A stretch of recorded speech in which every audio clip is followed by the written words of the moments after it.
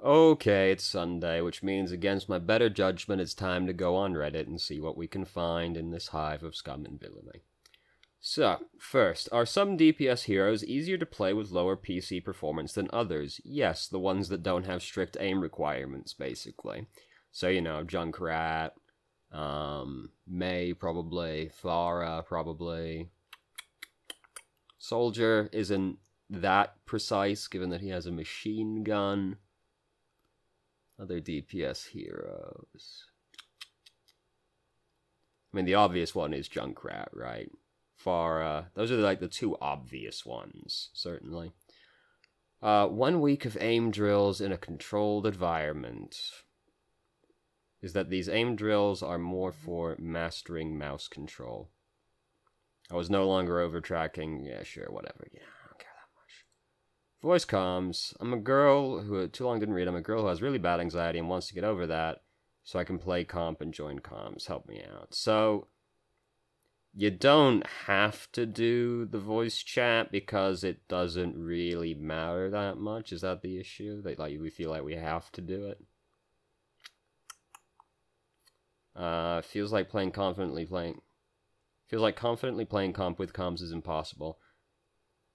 This game is getting boring without these two factors, and as much as I love it, I don't want to stop playing simply due to a stupid fear. I mean, I don't join the voice chat. I don't think it matters that much. As for getting over anxiety-related things, you basically just have to force yourself to do it, and you figure out eventually, it's not as bad as I thought it was going to be, because anxiety has this way of making everything seem like it's going to be so much worse than it actually is. And then if you force yourself to do it long enough, eventually you go, I'm actually not so sure why I was so afraid of doing this. It wasn't as bad as I thought it was going to be. That's my experience with anxiety, anyway. But, you don't have to do the voice chat. I don't do the voice chat. I got to masters. People are assholes, and I don't care to... people are assholes, and I'm an asshole, and I don't care to deal with other assholes, frankly. The hidden effects of Anna's nano boost. Incites aggression, creates space, cooldowns. Yeah. None of this is that hidden. When should I move away from quick play to comp? As soon as physically possible. What was your biggest SR slump, and how did you get out of it? For me, that would have been just below Diamond, round about 2,800-ish, and also just below Masters, like right at the cusp of both brackets, because as you get close to the border but not quite in it, you encounter two kinds of people quite frequently. You encounter the kind of people who have too much ego to actually, like, help their team, but aren't quite good enough to get away with it. These are the people that pick Genji and Widowmaker, even if the team already has 3 DPS, because they're gonna hard carry their team. God damn it, and I'll be damned before I change to a tank or a support. But they aren't actually that good, so it ends up being an issue. And then the other kinds of people you meet right at the edge are the people who are just barely into the next bracket. And the problem with the people who are just barely in the next bracket are they're like, well, I made it, who gives a shit, right? Time to start fucking around, because they made it to their goal, and they don't really care to go any further, so they're more likely to just be fucking around, so... And Platinum, in general, is also really bad, like, right below Diamond. But, that's the issue with being, like, right at the edge of the borders. As for getting out of it, it's just a matter of grinding, basically. I had to grind a lot of games, and eventually I got past that part. But those were, like, easily the 2 hardest areas to actually push past. It took quite a bit of grinding to get past those parts. How do I counter cheese, such as goats, pirate ship, pharmacy? Pharmacy isn't cheese, you know. That's a little bit on the hostile side right there. Goats. I don't like goats as the name for that comp. I prefer Mr. President. So it's the same thing as pirate ship, I suppose, just a different setup. I mean, basically, the pirate ships and goats are like teamwork-based comps, so you kind of need teamwork to counter those comps. Because ultimately, like, if they're Orisa, Reinhardt, Mercy, Bastion, that's 4 people, and you're gonna try and beat them as 1 person. It's not likely to work out that way, so they require an amount of teamwork. Even Pharmacy, like, takes an amount of teamwork to deal with. Most people, like, will shove Pharmacy onto just being the hit scan heroes area. It's actually, like, the whole team should be trying to pressure the Pharmacy as much as they can. Obviously, some heroes can't really do much. Like, a Reinhardt can't do a lot to pressure a Pharmacy, but, like, with that particular comp, people have a tendency to be like, Pharah's still alive, what the fuck, McCree? Yeah, it's almost like I'm trying to kill 2 people as 1 person. It's not really working out super great. You're gonna need to give me some help here, dude. At the very least, the hit scan's gonna need, like, a healer to help them, probably.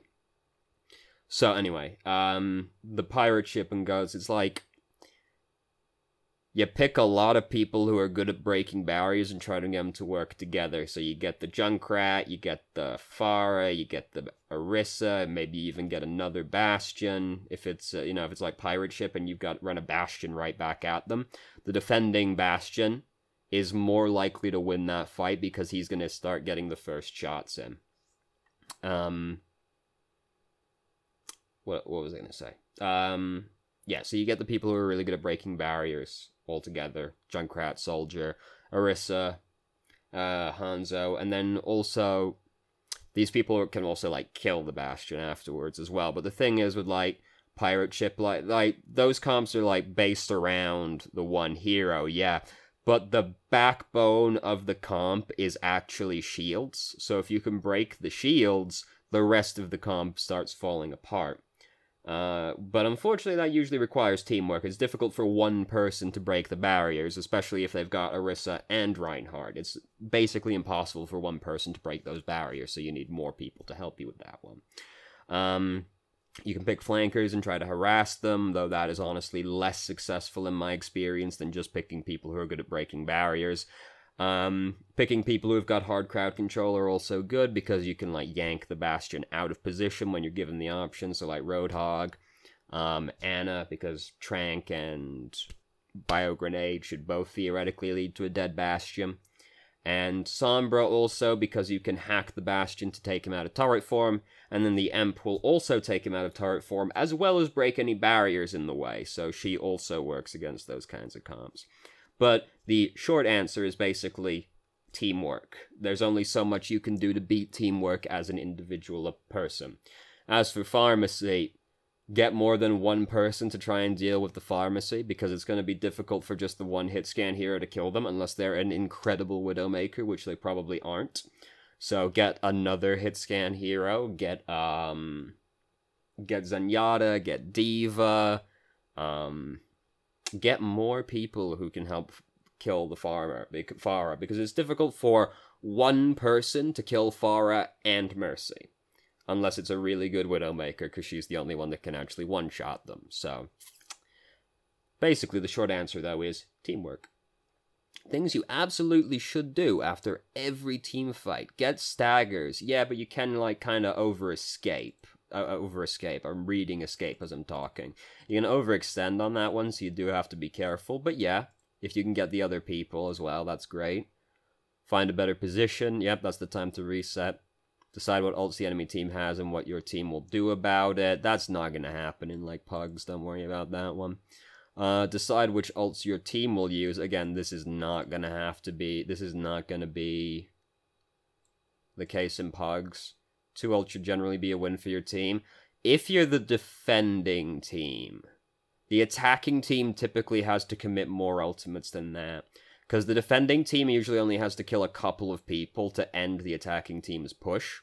Because it's just really hard to push in at a numbers disadvantage. So that usually only takes a couple of ultimates to achieve.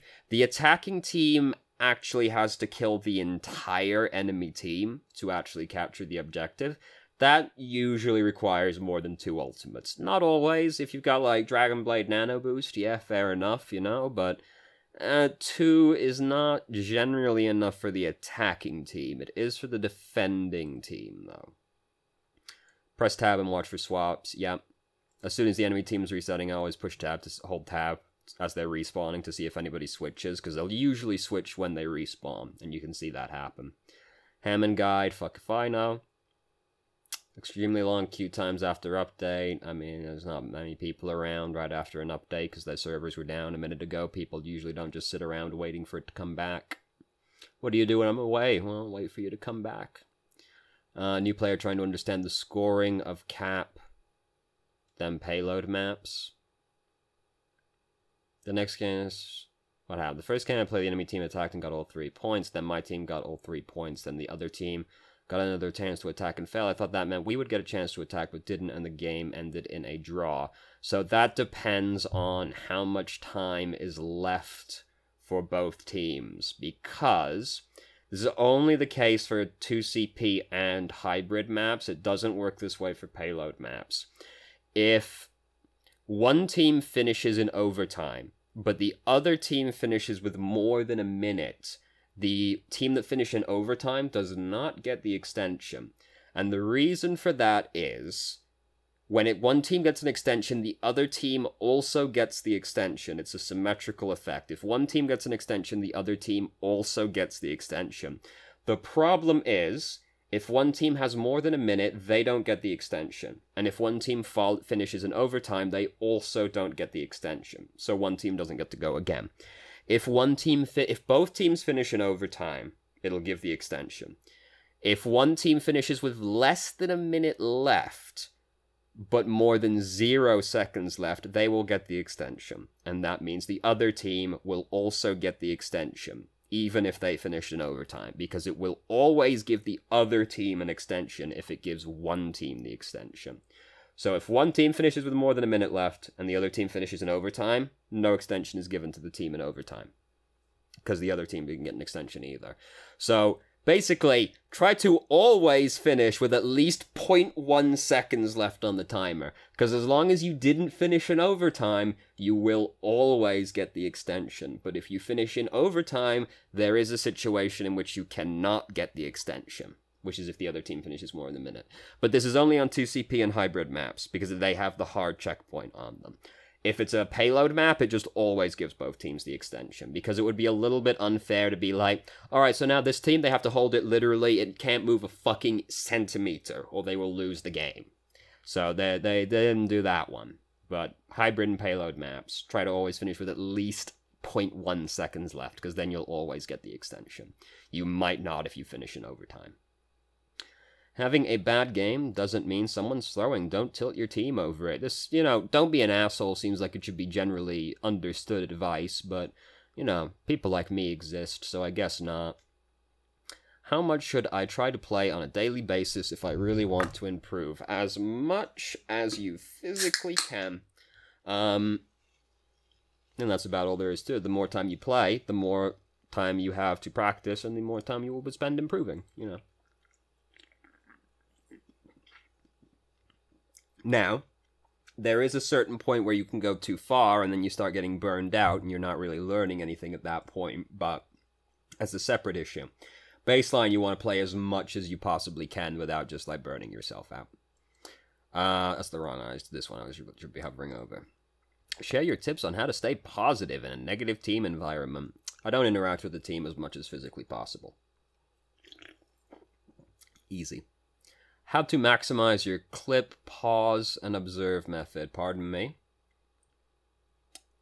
Found this mainly focusing on tracer because don't hold down left click for any hero. Take frequent pauses and observe even in the middle of a clip to maximize efficiency of getting a kill. Wait for predictable patterns. And so basically just be patient is the moral of the story, this is true. It's like, don't hold down left click if you're playing McCree, because you always want to be thinking about what you're actually doing with that shot rather than just holding it down, spamming basically. But basically, be patient. Is there a collection of evasive movement tips for each hero somewhere? That seems like something there probably is. We got something down here. by just turning around. That's true. Don't know of any collection, but there is one for Lucio. You can... There's actually a video exactly like this topic by a legend who stopped making videos for him. His name is Skyline. I think I know Skyline. Hello everyone. Today is Let's not watch the video, but so it's movement in Overwatch, jumping and crouching. I think I know Skyline. Do I? Yeah, I know Skyline, because I saw... Which video was it? It was a map guide. It wasn't that one. There's a Hanamura video on here somewhere that I saw, and that was it. But yeah, 8 months ago, so not exactly a frequent uploader anymore, it seems. This is actually not the video I was thinking of. Yeah. Anyway. As a healer, how can I deal with Smurf Tracers? Smurf Tracers specifically, you're probably going to get dunked on, I'm sorry to tell you. Because if they're a Smurf, they're probably, like, dramatically above you, and it's going to be difficult for you to deal with them unless you are also a Smurf. So it's probably going to be difficult for you, I'm afraid. So, I really don't have, like, any Smurf Tracer specific advice to give you. Basically just regular avoid Tracer advice, which is not particularly helpful with that specific question. The problem is just if they're a Smurf, they are going to beat you, probably, because they're a Smurf. So they're better than you, probably, which is going to make life difficult unless you're also a Smurf. The best I can say is probably just... Because, like, you know, I'm assuming the Smurf is an asshole, kind of, but they're probably going to assume they're better than you, so they're more likely to play aggressively. This is true if you watch, like, a lot of people who are Smurfs. They typically play extremely aggressively because they expect to not get punished by the people they're playing against, because they, you know, they think they're better than them. So... just be prepared for extremely aggressive behavior, is what I would say. That's about the best advice I can give. I expect them to be extremely aggressive, and be ready for that. But I don't have, like, specific Smurf advice. It's going to be difficult for you. I'm sorry to say this. There's not really a get-around for that. Do people actually run goats at your rank? Occasionally, I see it. Not super often. Does Bridget's Repair Pact have a slow effect on friendlies? What? Today I noticed my movement speed slowed as the pack connected and was applied before returning to normal. I've never noticed this. You probably got hit by something else at the time? Because no, I've never noticed that happen, and I play Bridget a lot, so... I mean, maybe it's just like a really small effect and I've never noticed it, but I've never seen that happen. So yeah, Overwatch relies too much on ult combos, and it's hard to carry alone. How true is that? I don't think it's so much about ult combos as it just is that it's a very team-focused game. One guy can't really kill 5 people alone, because it's just not that kind of game. Not many are, to be fair. Oh, excuse me. If you play like a MOBA, it's not impossible for somebody, like one person, to kill multiple members of the enemy team, because if you, in a MOBA, if you just, like, beat the shit out of the person you are laying against, you can just buy 6 Infinity Edges and dunk on the rest of the enemy team, no big deal, especially if you're playing certain kinds of heroes. But even in those games, it's difficult for one person to kill multiple people. It's easier to do because it's a stat-based game. Overwatch is in no way stat-based, right? Your soldier's exactly the same as their soldier. One dude can't really kill 5 people. So, it's just one of those things where, like, it's very hard to solo carry in Overwatch because it's just a very team-centric game. I don't think it's because of ult combos explicitly. That's part of it, yeah, but it's not like... It's just a very team-focused game. One dude can't kill, like, 6 people by himself. An amount of teamwork is required for this to happen, so it is difficult to solo carry alone unless you are dramatically better than the people you're playing against at the time.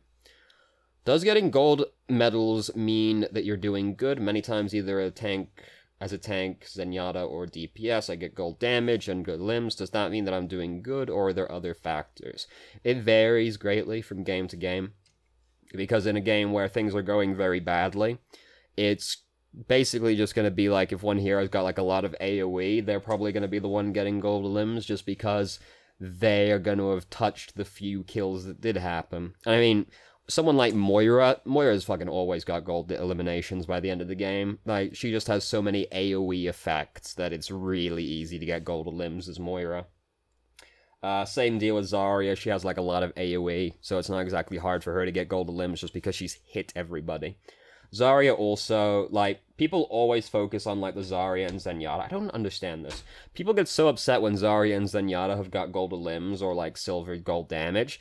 Those heroes are, like, explicitly based around doing damage to people. Like, what exactly is restricting Zenyatta from getting gold damage or gold healing? Because he's a support? He does nothing but shoot at people. Right? It's not like he's Mercy, who spends most of the time with the staff on somebody, unable to interact with the game as a result. He puts the healing orb on somebody, and then spends the rest of the time... You look at Zenyatta, he's always shooting at somebody. I've never understood that one. Like, he just explicitly sits there and shoots at people. Why is it surprising he has gold limbs or gold damage? He's got a damage boost, and he sits there shooting at people constantly. I've never understood that one. I also don't understand why people get surprised when Zarya has gold damage or gold limbs.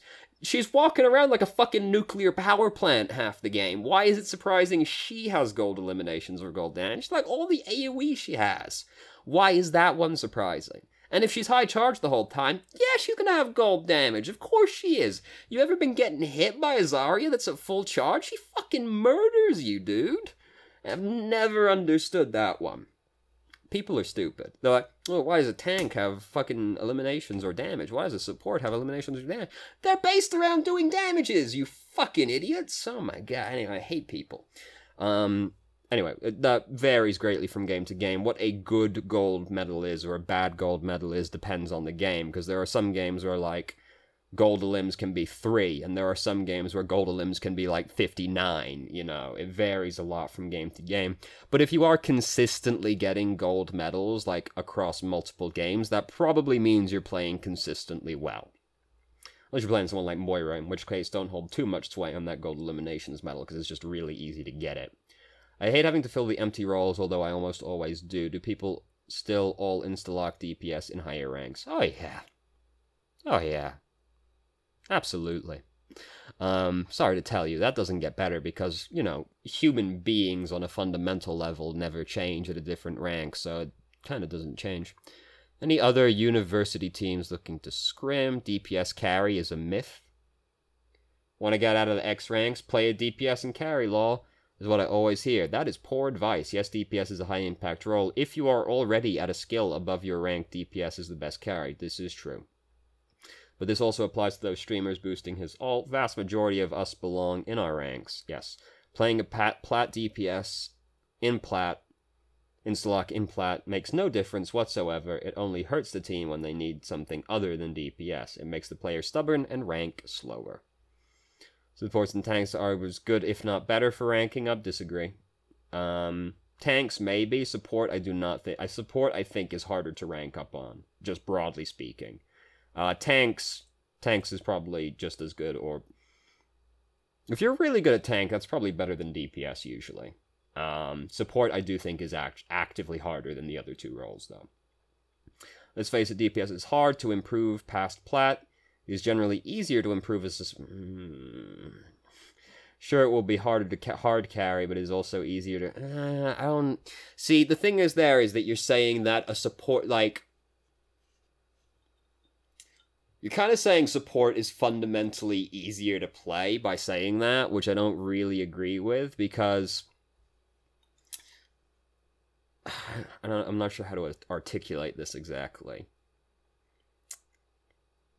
The thing is that, like,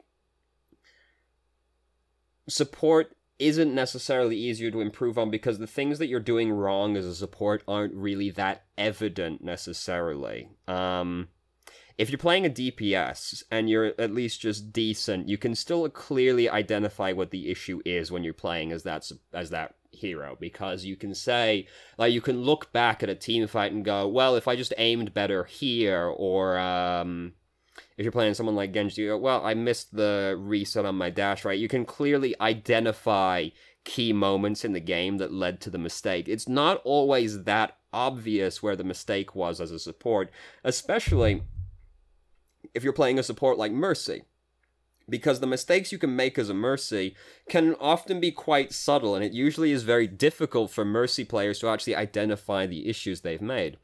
And I think this is fairly I mean, you know, you could argue that part of this is the mental, is the attitude that these players have, but the people who are usually looking for advice are almost always support players, and sometimes tank players. It's very rarely DPS players. And you can argue this is the mindset of the players, and that's probably part of it. But I also think it's just because it's fundamentally harder to identify the mistake you've made when it's a support or a tank, because it's not always obvious what went wrong. If you're playing a DPS and you miss a shot, you can clear that, like, could have killed the Mercy and that changed the team fight. You can very clearly identify what happened there. I could have killed that person, I didn't kill that person, and that's why we lost the team fight. Whereas for, like, a support or a tank, like, if it's a tank, you can pick a bad engagement, but not know why the engagement was bad, right? There are quite a few things that can go into why that was an issue. Or you can, or sometimes, like, there have been times where I've seen games from support players, and the issue was something to the effect of, like, Mercy wasn't being as efficient with her tether as possible, and as a result, that meant that she charged up her ult slightly slower, and that meant during this pivotal team fight, she ended up being like 10% away from having Valkyrie. And because of that, she didn't have it when she needed it, and died as a result, whereas if she had Valkyrie, she would have lived. So the cause and effect can sometimes be quite subtle for a support. Sometimes it's still obvious. Sometimes it's like, well, I walked forward and got killed by 6 people because I didn't realize they were there. Yeah, that's a fairly obvious one. But it can often be more subtle than that. And I think, like, it's not necessarily easier to improve as a support because, like, alright, they have a lower mechanical requirement typically, but that doesn't necessarily mean they're easy. Mercy actually gets harder to play as you rank up, as opposed to being easier to play, because the enemy team will slowly get better at killing you. And if you don't know why they're killing you, then it's very difficult to identify the issue and change that. Because sometimes it can be very subtle. Sometimes it can just be, I walked forward 1 step too far, and as a result of that, I was out of position and died. Or it can be like, I used my grenade here as Anna to try and heal these people, but then because I did that, I didn't need to use it there. I could have gotten away with holding it, and because of that, I didn't have it over here when I really needed it. The person might not be able to identify that issue, because they might be, well, I needed to use it over here, so I just couldn't have had it for this fight over here. Like, it's not always obvious to people. Whereas for a DPS, the issue can be quite obvious, and usually is quite obvious. Like, if you watch, like, a Widowmaker game, it's usually relatively easy to identify the issue, because it is typically aim better. Now, obviously, that's not all that goes into Widowmaker. I know that. There are different things of abusing sight lines and cooldowns and all that nonsense, but, like, yes, there's more that goes into it than just put the cursor over the man, click the cursor. But they're usually pretty easy to identify issues. Supports are not always that case. So I don't think I think saying it's easier to improve is just wrong. I think that also gives people the wrong idea. I do agree with this about the DPS thing. I agree with that. But I don't agree with the support thing being easier to improve. I mean, just from, like, my own anecdotal evidence of, like, seeing people play support, like, I've gotten, compared to the other roles, I've gotten more support and tank videos than DPS by a fucking wide margin. And I've gotten more Ana videos than any other hero by a wide margin.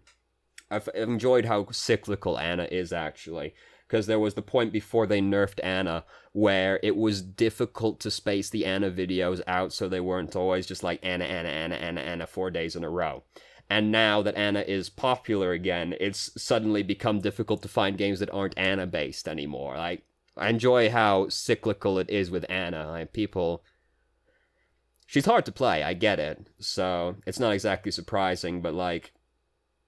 I don't think it's easier for supports to improve, because I think it is fundamentally more difficult to identify issues as a support than it is as a DPS, because it's more subtle things than it is for a DPS. Not to say there's no overlap, like positioning, obviously, that can be subtle and a thing that is shared between DPS and support, but it's more meta things which can be harder to identify.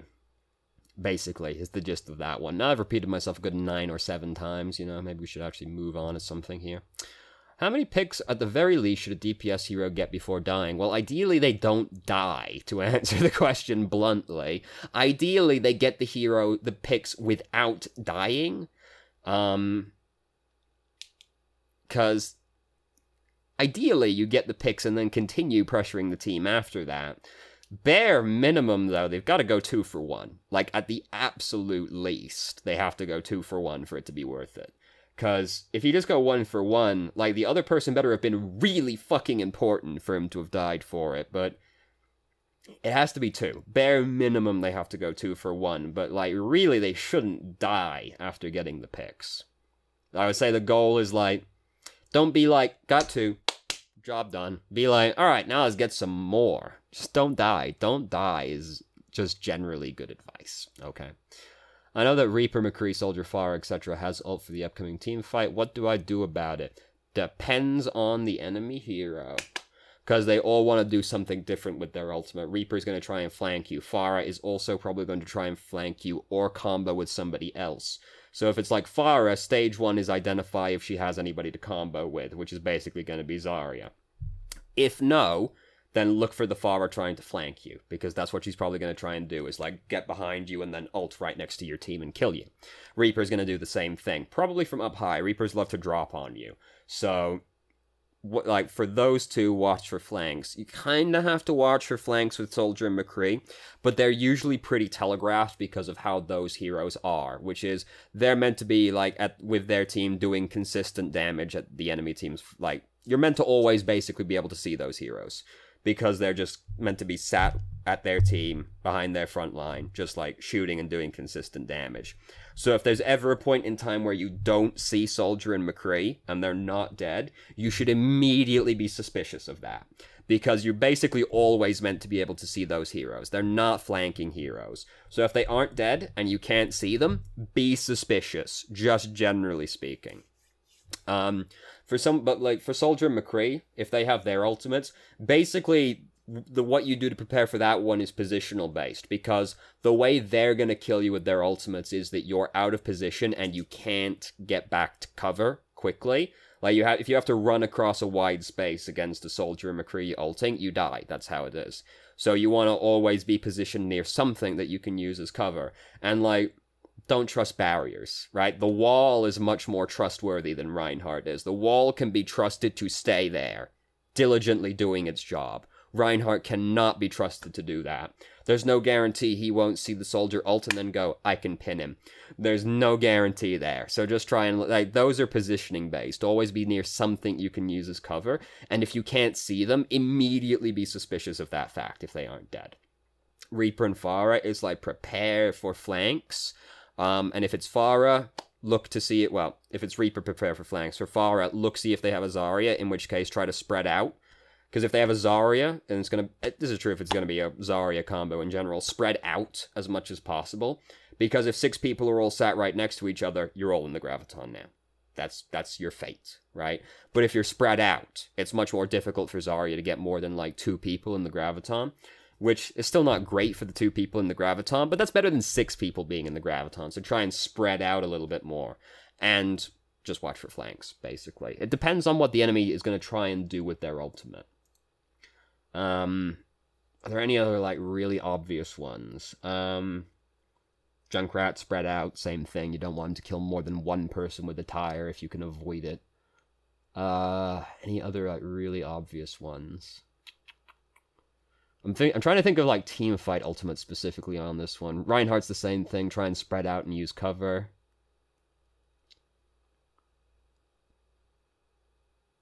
D.Va's kind of the same thing. Watch for, like, be near cover. I can't think of any other really obvious teamfight ultimates, but that's for those specific examples. That's how you do it. How do you learn new heroes? I just pick the hero and try to get on with it. I don't really go through any special procedure. Dealing with ranked toxicity. And it's something that we all have run into. Not just on how to cope with it, but also need to know how to become a better person, become less toxic at the moment. Right now, I'm your stereotypical DPS main that almost always blames the team for when we are doing bad. I want to change that. Any help is appreciated. I mean, basically, take full accountability for absolutely everything is the best advice I can give you. Even if, like, it's not your fault, right? Even if it was legitimately somebody else's fault. Take responsibility for it anyway. Go. Alright, so that was bad, obviously. What could I have done to prevent that? Even if it was genuinely not your fault, ask that question anyway. What could I have done to see this situation coming, and what could I have done to prevent it? Even if it's not your fault. Ask that anyway. Because there's no point blaming that dude. That's just ultimately unproductive behavior. Blaming that dude over there gets you nowhere. It might make you feel better, but it probably actually doesn't. You're just angry at the dude still, right? You're not less angry. You're still angry. It's just directed at a different person. But, like, it doesn't really make you feel better. Blaming that dude over there, that's not productive. It's always more productive to blame yourself and go, what could I have done? Right? Just full accountability for everything that happens. Take it.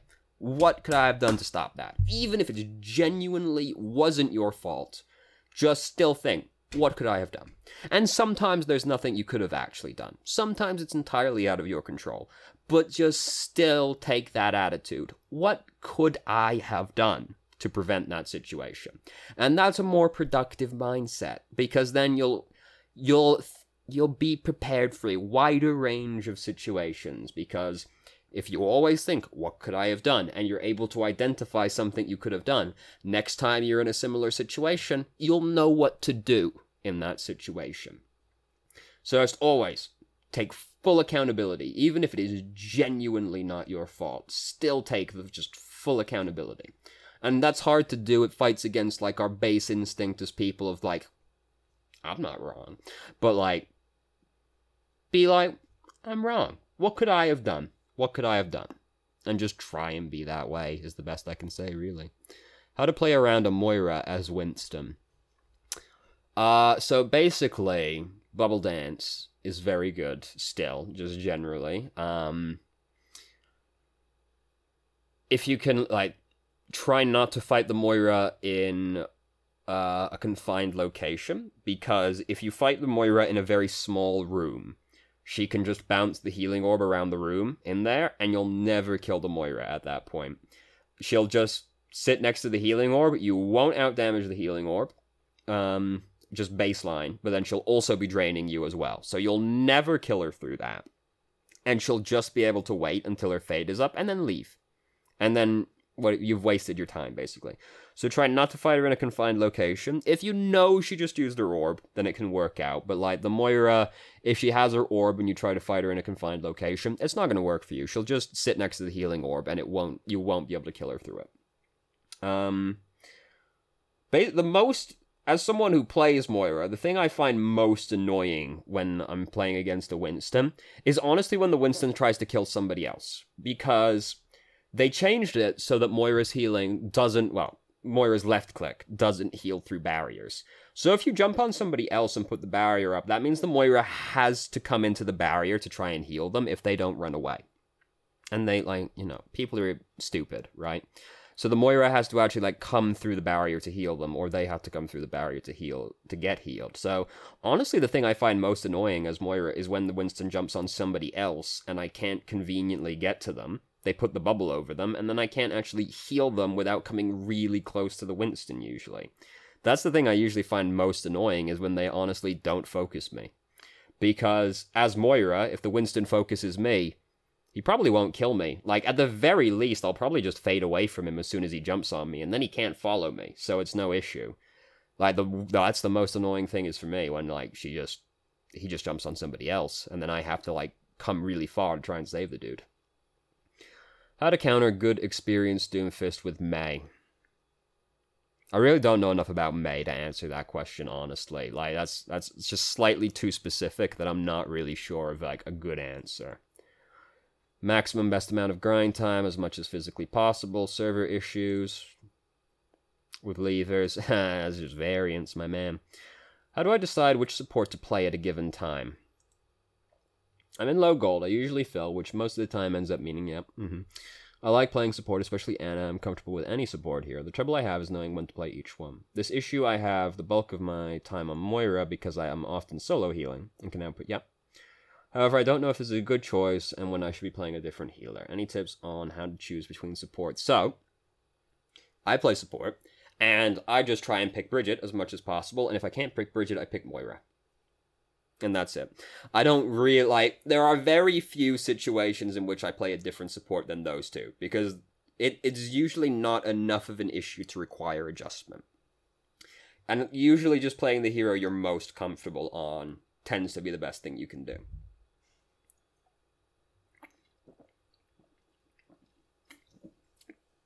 I'm dying, Squirtle. So, the times I do change, basically this is the only thing I ever do to change out of those two things, right? And like, I'll pick Moira if I need a main healer, Bridget if I can get away with picking an off healer, obviously. Like, if you need a main healer, pick a main healer. The only exception is, if I look at the enemy team, if I'm playing like Bridget, or I'm playing Moira and we have another main healer, which is I'm probably playing Bridget, but you know, you get the idea. If I'm playing Moira and there's another main healer, or I'm playing Bridget, if I look at the enemy team, and I see Graviton, and I see Dragonblade, and I see Tackvisor, I think to myself, I have to pick Zenyatta. Because you need an ultimate to be able to counter those ultimates, because if you get Graviton, there is sometimes nothing you can do, well, there's quite often nothing you can do, except have Transcendence. So there are a lot of situations where you can get kind of forced into picking Zenyatta, which is basically just to counter enemy ultimates. Like, if they have a lot of scary ultimates that are countered by Transcendence, you should probably pick Zenyatta if you possibly can. If you need a main healer, obviously you can't do that. If you're the only healer and you need a main healer, you can't do that. In which case, the best one you can pick is Moira, because Coalescence is closest to being Transcendence as far as main healers go. It doesn't, like, compare, obviously. Transcendence is a lot more healing than Coalescence is, but Moira can output the most healing out of any of the solo healers. So she's the best thing you can do if, like, you want Transcendence, but you can't pick Zenyatta. But that's basically it.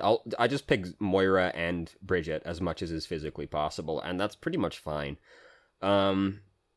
If you have a Pharah, maybe, if you have like a Pharah Widowmaker, consider picking Mercy, because Mercy synergizes really well with those two heroes. But that's kind of it. Like, for the most part, you can basically just pick whoever you want to pick within reason. If you need a main healer, obviously you can't pick an off healer, even if they are the ones you want to play, because you need a main healer. But the difference between them is usually small enough that you can kind of just pick whoever, unless it's some outlier situations, like I've got Pharah Widow, in which case Mercy's good. Or they've got like a lot of ultimates that are countered by Transcendence, so I should pick Zenyatta. Sometimes just them having Graviton can be enough to make you pick Zenyatta, to be fair, but usually you can just kind of pick any of the supports and it'll be fine. It's usually not that big of a deal. If it's a high ground centric map, consider not picking Moira, because she's not great at affecting fights that are happening on high ground. But even so, like, even if I'm playing on Numbani, I'll still pick like fucking Moira and be fine with it, you know? These are like some of the things you might want to consider, but it's usually not that big of a deal. Getting out of Bronze Silver as a tank main. Let's see. I've never... Since goal, it seems like it starts getting exciting. However, here I am. I've been playing for 11 seasons without any significant improvement despite my best efforts. It's very disheartening. I love playing the game, win or lose. Issues are there, and they're rampant. No one plays tank heal. No one groups up. Yeah, there's levers regularly. Yeah, it's usually 1 to 3 people in voice chat. Doesn't matter. People choose poor team comps. It doesn't matter. They don't know how to play their heroes anyway. I'm thinking about quitting the game if I can't climb soon, since it's just not enjoyable. Yeah.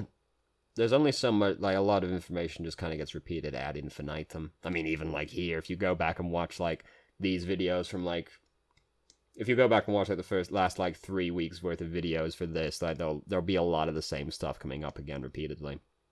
I've read this subreddit every day, I watch various YouTube channels, watch Overwatch League.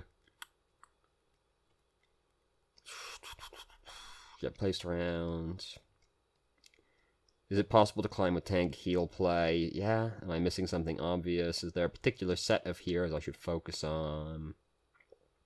I mean, Ryan Diva, Winston, Mercy, Lucio. So I've identified one issue immediately. Don't pick Mercy in these ranks, because Mercy is extremely beholden to her team actually being good.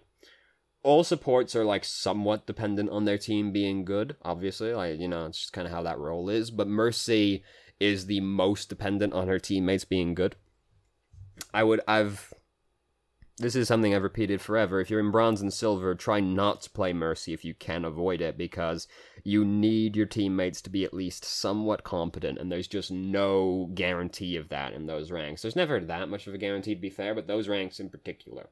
Like, once you get to gold, it's fine, you know, then pick Mercy, whatever. Then you'll be playing with people who are, like, decent enough that you'll be able to get away with it. But, like, Bronze and Silver, like, don't play Mercy. You're too beholden to your team. Pick a different main healer. Pick, the best one I'd say you can pick is Moira, because she also gets to do damage at the same time. Big healing output, gets to do damage as well. So, people freak the fuck out when you use Coalescence as well. So I think she's the best one. Don't pick Mercy. She's too beholden to her team to actually get stuff done.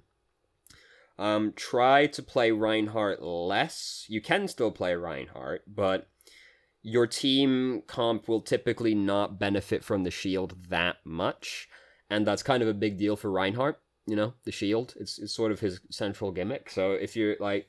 And the enemy team is also usually something ridiculous as well, which will make it harder to get a decent Earth Shatter on them, because it's very frequent, like, you'll see, like, multiple flankers on the enemy team, and, like, a Pharah and all this shit, right?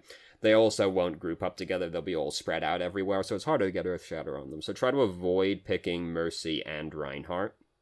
Reinhardt you can still do, but frequently you'll be better off picking Diva or Winston. Try to avoid Mercy as much as possible. Pick a different main healer. Until you get to gold, in which case then you'll probably start doing fine. The other thing is, like, it is possible to, like, bog yourself down with too much information, right? Because there comes a point where you start worrying about things that are not really applicable to your situation. Because people play differently at different ranks. You don't need to know advice for a platinum player if you're only in bronze, because that information is given based around a certain set of expectations.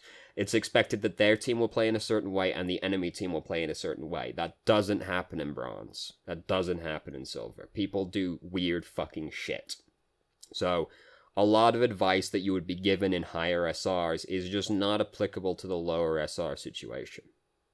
So, don't, like, try to take in all, like, if you're watching, like, you're doing all this stuff, right? You're reading the subreddit every day, watching a bunch of YouTube channels, watching Overwatch League, like, you're taking in a bunch of information, and not all of it is going to be applicable to you. In fact, a fairly small margin of it will actually be applicable to you.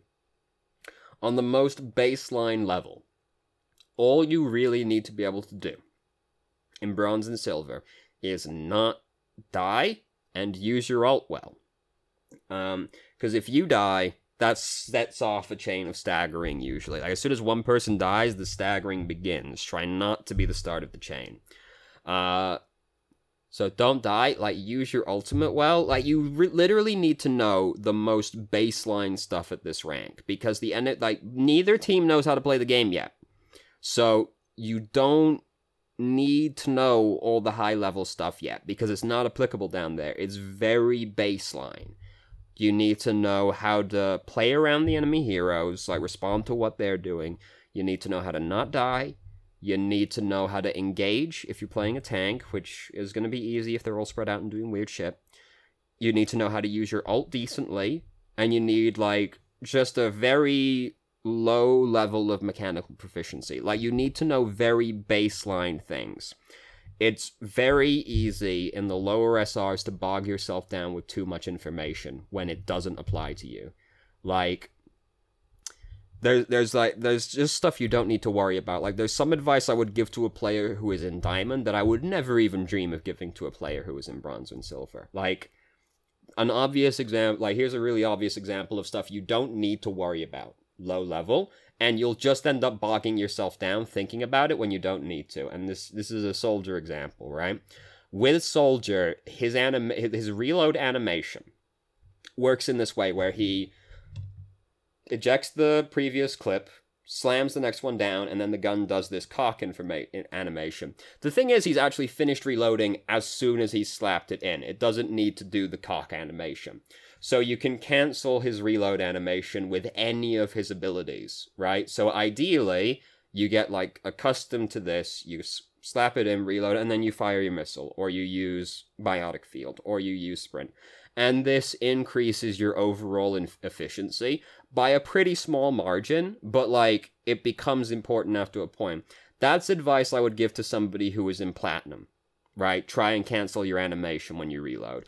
I would not give that advice to somebody who is in Bronze, because they don't need to know that yet. All they need to know is how to shoot, how to use their abilities, and how to use their ultimate. And how to baseline, how to position, right? How to not overextend, right? You need to know fairly basic stuff. And that's all you need to know. So you're probably bogging yourself down, worrying about shit that doesn't apply to you, because they don't know how to, like even here, talking about team comps, don't worry about that in lower SR. It doesn't matter that much. Team comp-wise, in, like, Bronze and Silver, all that really matters is, do I have a tank? Do I have a healer? And that's kind of it. Because, remember, people don't know how to play their hero down here. They don't know how to play their hero. They don't really know how to play the game. So there isn't really much point worrying about team comps, because the good team comps are made with a set of expectations. You expect the people playing their heroes to know how to play their heroes, because the comp is kind of based around people doing their jobs on those heroes. In a given team comp, a player has an expected set of has a role and an expected set of jobs for them, right? If they don't know how to play their hero, and they don't know how to play the game, they won't be able to accomplish those objectives, so it doesn't matter. All that really matters is, do I have a healer, because my team will die if I don't have a healer, and do I have a tank, so that we at least have some sort of frontline presence to help us, like, actually capture objectives. That's it. It doesn't really matter beyond that, right? Because no one can play their heroes anyway. It doesn't matter. So, try not to bog yourself down too much with information. I think there is an expectancy that some people have, which is just that if I watch as much as possible and just intake as much information about the game as possible, that will make me a better player. That's not how it works. You can know as much about the game as you want. That doesn't necessarily translate into actual physical skill with the game, right? Like if you go watch a fucking sports analyst, right, and then ask them, like, if you watch a basketball analyst, they can know all they want to know about the game, right? They can know a fuck lot about basketball, but then, like, have him go on the pitch and try to play against, like, fucking Shaq, right? He'll get dunked on. He knows a lot about the game, but that doesn't necessarily translate into actual skill. And that's the same with a video game. You can know as much about it as you want.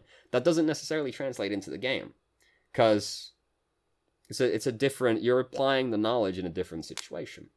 So don't worry so much about, like, intaking all the information possible, because you really only need to know a certain amount of things at that SR. I do think that people regurgitate the same information too much, and I do think it is not always super helpful. Like, telling a Bronze SR player to insta-lock a DPS is extremely unhelpful information, because they probably don't know how to play that DPS hero if they're in that SR. So better advice to give to that player is pick a high-impact but relatively simple hero to play, like Winston. He's not that hard to play. He requires a fairly baseline level of knowledge to play well. There's, like, yeah, there's a high skill cap on him. There's a lot of cool stuff you can do with Primal Rage and all that. But, like, baseline, Winston's quite easy to play. And people in low SRs will not know how to respond to Winston properly, which makes it easier still. So better advice for a bronze player is, like, bad advice for a bronze player is insta-lock a DPS and carry on the DPS, because they probably can't do that. Better advice is pick an easy-to-play hero and try to learn how to play that hero decently. Because if you're just decent at Winston, that teaches you a certain set of skills of the game that you need to know. It teaches you how to position, it'll teach you how to engage, it'll teach you how to read the enemy team a little better. These are all important skills for a player, right? But you don't have to worry about the mechanical aspect as well. So you can play this fairly simple to play hero and learn baseline things. How to use your ultimate, how to engage, how to position, how to pick on people, how to bubble dance, all that. You can learn these relatively simple things without worrying about the mechanical aspect as well, which will make it easier in general if you don't have to be thinking about that side of it at the same time.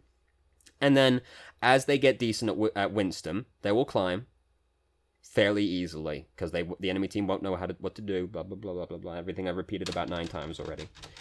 And because they've learned these baseline skills that are applicable to all heroes, though in slightly different ways, they will be better equipped to play the heroes that they want to play, because they've learned the baseline skills. They've learned the fundamentals of the game. So now that they've learned the fundamentals of the game, it is now easier for them to learn the nuances of the game. Because fundamentals are the important thing. The fundamentals you can always fall back on if you're not sure what to do. So that's the important foundation for you to build. And then you can move on to the more nuanced aspects of the game after that.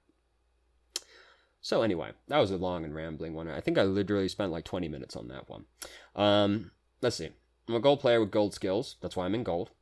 I'm sick or tired of people acting like they would belong to the top 500, and me or other teammates would be the reason they are in gold too. You know, life is difficult like that. Dealing with double sniper plus anti-dive. Basically, what I'm going to say here is you have to be more patient. You have to wait for the snipers to be away from the people that are going to protect them from the divers. Like, the Bridget is not going to sit next to the Widowmaker the entire game. So, you have to play more patiently. And this is something that crops up fairly often for, like, Winstons and Divas. They go, what do I do if the enemy team is playing really close to each other and actually protecting each other? What do I do then? What do I do? And the answer is, play more patiently. They will not stick together and protect each other constantly. Someone will eventually stray off from the herd. Eventually someone will make a mistake and overextend. Eventually they will do something to segregate themselves from the rest of the team, and that's when you strike. Or you spend time trying to slowly pull them apart from each other.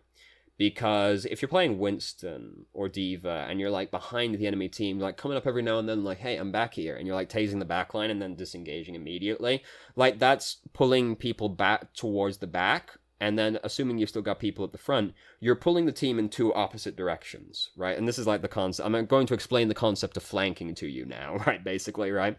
Because Winston's back here, or Genji or Trace or whatever's back here, like, hey, I'm back here, and they're harassing the backline, that's prompting some members of their team to come to the backline to keep them alive, right?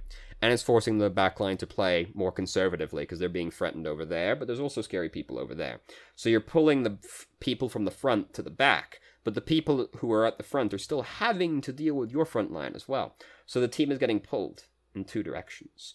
And then eventually, because they're getting pulled in 2 directions, sooner or later, one side is going to go too far in one direction, and then that's when you engage.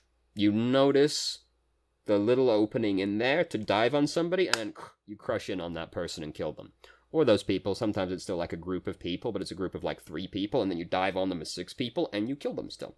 So, if they got like anti-dive, or just like you're playing like a diving hero and they're playing really knit together, is it just like be really patient and wait for them to make a mistake and try to like pull them apart from each other by like threatening them from multiple locations, because you will pull the team in 2 different directions, and then sooner or later someone's going to go too far one way or the other, and then that's when you go.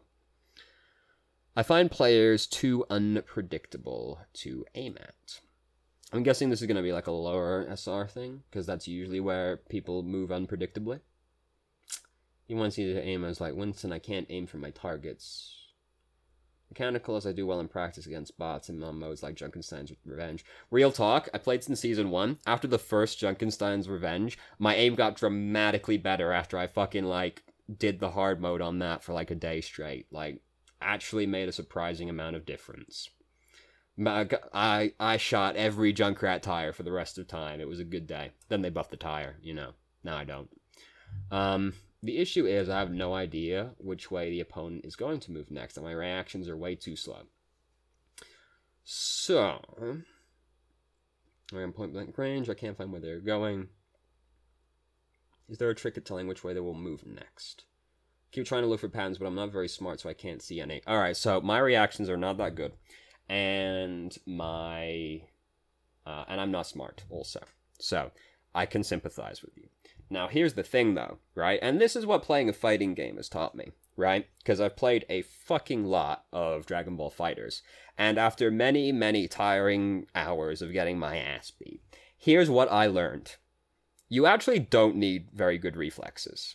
All you need to really do is get a feel for, like, what people... You need to know what people's options are in a given situation, and identify which option they are most likely to take, right? This is the thing with a fighting game, is that this is when fighters got significantly easier for me, is when my mind made the connection that I'm not really playing a fighting game. What I'm doing is I'm playing a strategy game that is happening extremely fast. Because there's always only a certain amount of options somebody can take in a given situation, right? Nobody is ever in a position where all options are open to them simultaneously. There's always a narrow set of things they can do. So you only need to know what their options are in a situation and then identify which is the most likely thing they're going to do, right? So let's think of an example. So let's go with like Tracer, right? So here's a situation I'm in quite frequently, right? Let's say I'm Bridget, and I'm trying to kill a Tracer, right? The Tracer typically wants to, the Tracer usually wants to try and kill somebody other than me, but I'm trying to kill the Tracer so she doesn't kill that person. Now, but the Tracer knows I'm here, so she wants to try and avoid getting stunned by me.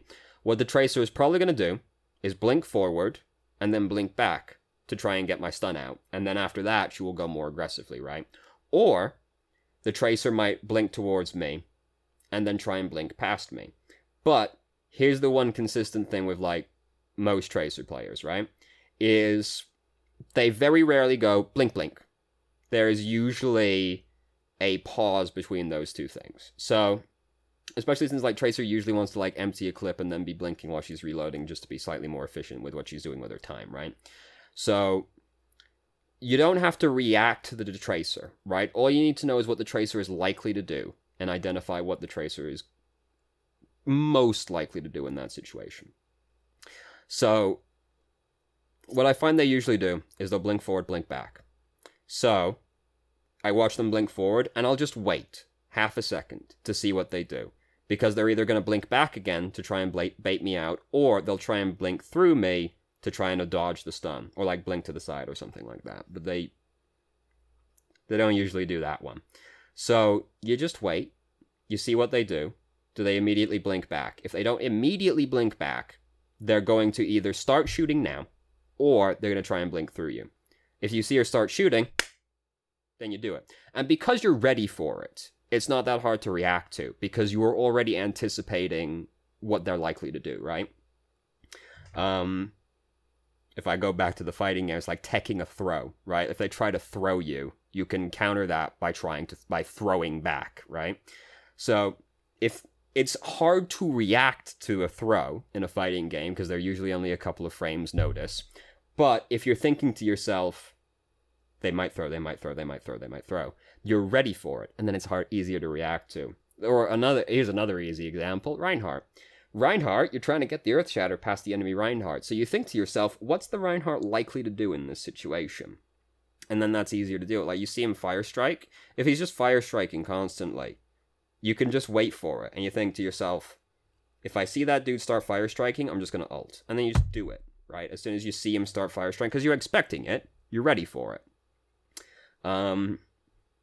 Or if you see him, or like, if they see you get nano boosted, they usually expect you to run forward at them. So you can, like, take shield down, and then they'll probably try and earth shatter you, but you're expecting this. You don't have to react to it, so you can just take the shield down, put it back up again. Easy. No reactions required. You don't actually need to have great reactions to anticipate these kind of things. You just have to know what options are available to the enemy, and then identify which one is the most likely they will take. Even if, and people tend to move slightly predictably at the same time, even if it seems random, people almost always have at least some kind of rhythm. Even if they're just doing the AD spam, there's usually a rhythm to the way they do that. So if you can identify that, it's usually not as much of an issue, but I don't think we're talking about, like, the AD spamming thing specifically. It's like,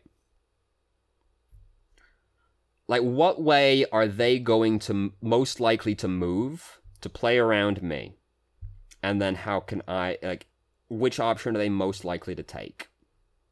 And then if you can identify that, it will be easier to deal with it. You don't need to react so much because you can just anticipate what they're going to do. There's still a few options they could take, but if you know what those options are, you're more likely to be able to react to it. I basically just keep tying this one back to a fighting game in my mind, and I keep thinking of examples related to a fighting game. It's like, if I'm in the corner defending, right, there's like a couple things they're going to do to me, right? They're going to try and go overhead, they're going to try and go low, and they're going to try and throw me. So they're going to try and, like, do a jump, or they're going to try and, like, kick low, because if you're crouching, you can't block high, and if you're standing, you can't block low. So you need to go high-low, depending on what they do. And if they throw, you need to throw to counter that. So these are always the options they have. These are, like, all the ways they can get you open. So, if you're in the corner, you gotta watch the dude, and, like, an amount of it is reactions, yes, but if you know what that character is capable of doing that's pressuring you, it's easier to react to it. Specific example related to another game. Adult Gohan in Fighters, right? He has a move that puts him back on the ground very quickly. Like, no matter where he is in the air, he just drops down like a fucking rock, right? So typical Gohan procedure when you're in the corner is jump up, makes it look like you're going to go high, drop down, go low immediately. So when you're playing against the Gohan, you're like, all right, so he could go high, but he might also drop down low. And then you're still thinking about throwing in the back of your mind, right? So he might go high, but he can also drop low. It's very hard to react to low, because it happens in, like, the span of, like, 10 frames, right? He's down, gone low immediately. So you have to be ready for that. You know that Gohan can do it, so as long as you're thinking about it in your mind, it's easier to react to, because rather than purely reacting to it, you're also anticipating it, which makes it easier to deal with it. My reactions are bad, and I'm also dumb. But what I learned after getting my ass beat in a fighting game for a long-ass time is, if you can just identify what options are available to them, and identify the most likely option they're going to take, it doesn't matter if you're dumb and have bad reactions. It's easier to deal with them in that situation. So, dang, I don't know if I articulated that one well. I feel like I basically talked in a circle for like 15 minutes. But hey, that's basically what I always do. So, nothing changed there. So that's an hour and 10 minutes. That's a little bit above schedule, or above average right there. Mostly because of, like, the last two questions, huh? I feel like I repeated myself a lot. Whatever, you're probably used to it. I was like 50 minutes into the video already. Anyway, so thank you very much for watching. If you have any questions, feel free to ask. I'm more than happy to answer. If you haven't already, you can join our Discord and ask questions more directly and have a conversation about them, or just shitpost with us. And I hope you found the video helpful. Good job, team.